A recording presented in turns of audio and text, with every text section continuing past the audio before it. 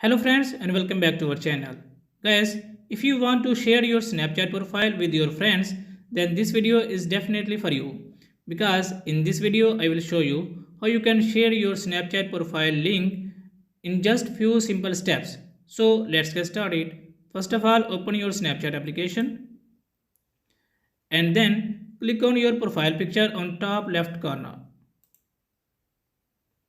After that, you can see here share option. Click on this option and here you can see different options for sharing this profile.